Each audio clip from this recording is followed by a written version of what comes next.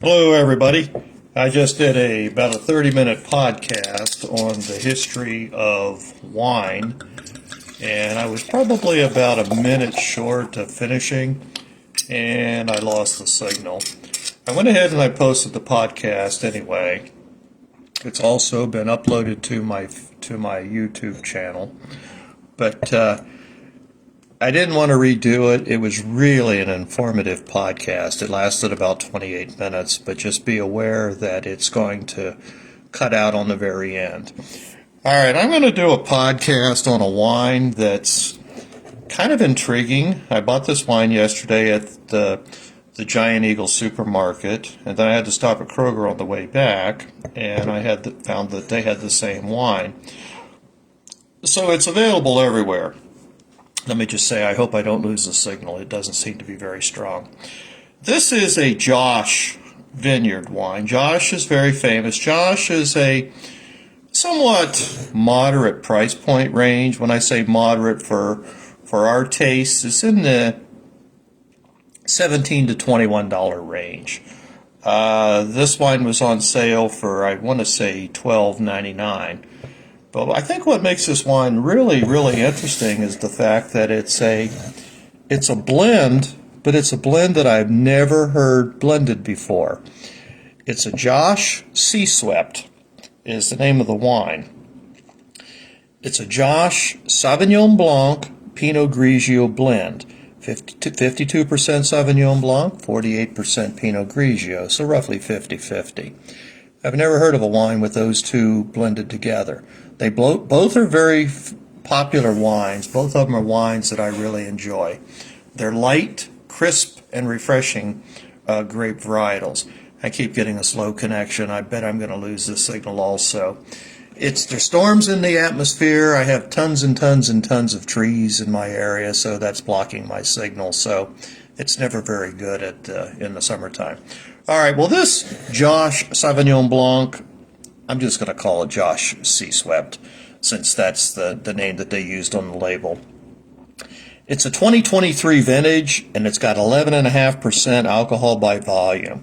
So I've never had a blend of Sauvignon Blanc, Pinot Grigio. Let me see what we got here. Color-wise, it's nothing exciting. It's straw-colored, which I would say is maybe a little bit darker than a Pinot Grigio and a little bit darker than a Sauvignon Blanc on their own. Body is good. It's got good viscosity, good legs. Actually, it's got exceptionally good legs that are coming down the side when I roll it around in the glass. Clarity's perfect, crystal clear. Josh is a well-known winery, so you would expect nothing but the best from Josh.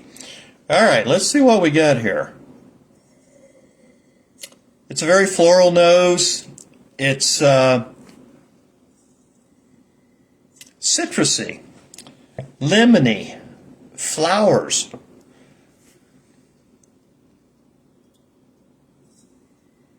I would say it's probably more lemony, more citrusy than it is flowers. It's I did that, what was that? That Ohio wine yesterday, Aramello or something like that. It was a honeysuckle aroma. This does not have that. This is more of a not even a tropical flower, just a fresh, crisp flower aroma, but it's more citrusy than that.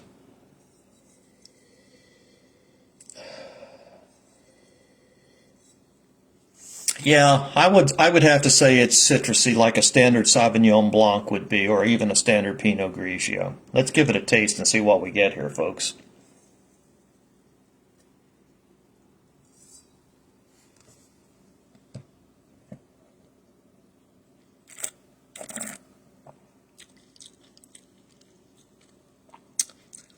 Lemon and pear. I think maybe pear may have been the aroma that I picked up on the nose. It could have been the aroma of a pear flower on a pear tree before the fruit sets. This has definitely got a pear lemon taste on the palate. Let me just try it one more time.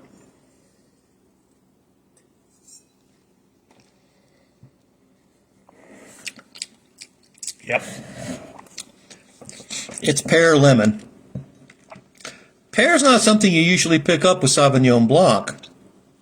Sauvignon Blanc is usually citrusy and grassy. Pinot Grigio, however, you can pick up pear notes from time to time. So I guess I shouldn't be surprised to see that I'm picking up pear and lemon in the same wine. It's an odd pairing, I will admit that. Very unusual, but it's very good. I like this wine. I like it a lot.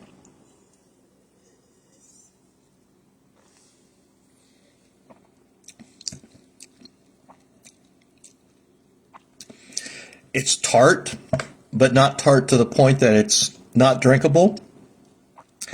It's tart to the point of it being crisp. Maybe crisp is a better word than tart. This wine would be considered crisp. Acid is great. Acid is just about perfect. But Josh is a professional winery, so again, you would expect that. No tannins. The tannins that would have been in the wine, which being a white wine, there would have been very few tannins to begin with, would have been offset by the acidity. So my thought is they probably did not have any stems in the must when they fermented this wine, because there's very little tannins. I mean, I can't even taste any tannins in this wine at all. But had there been any, the acidity in the grapes would have taken care of those tannins. This is a great wine. It's a standard white wine, best served chilled, or in my case, cold. Available for pairing with, say, fresh chicken, chicken on the grill, no sauces, no barbecue sauces, none of that stuff. Pastas. Pastas with white sauce. Pastas with red sauce. As long as it's a pasta, it would go good with that. I think it would be a preference with a cold pasta versus a hot pasta. It also would go well with a green salad, whether it be a crisp spring mix blend or even a spinach salad.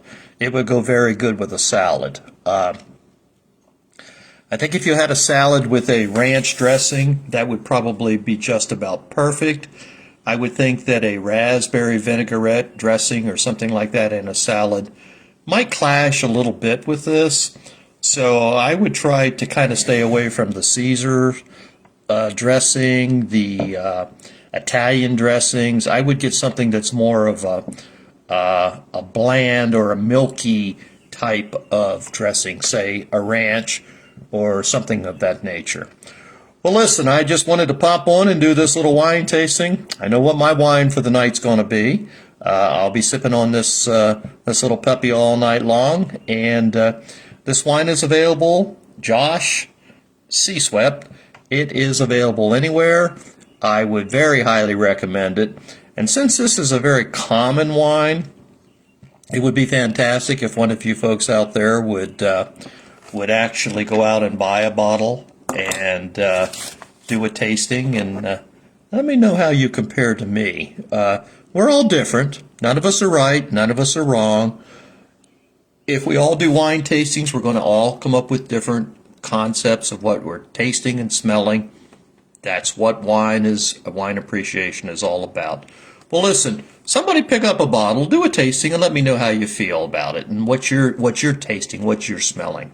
All right, well, I'm going to end this now, and I will upload this to the YouTube channel. And I saw just at the very end that Sarah Beth just came on and Jay came on. Sarah Beth, this is the Josh Sauvignon Blanc Simeon that I had mentioned that you had even made a comment on yesterday on the Facebook post. It's an excellent wine. Well, listen, guys, I will let you go, and if you get a chance, listen to this podcast, and go back and listen to the podcast that I made last hour. 28 minutes, and then it shuts off. It cuts off. I lost the signal. But I went ahead and left it up there because it's an incredibly informative podcast for people. I take you back 8,000 years with the very first cultivation of wine grapes and the making of wine, and bring you all the way up to the current. And we talk a little bit about different things in in the evolution of wine and how the church played an interest or a part in the wine production in the Middle Ages and things of that nature. So that's why I didn't want to delete the video, even though it got cut off at the end. You got all the important stuff before it got cut off. So I don't like videos that just wham, they're in, they're over.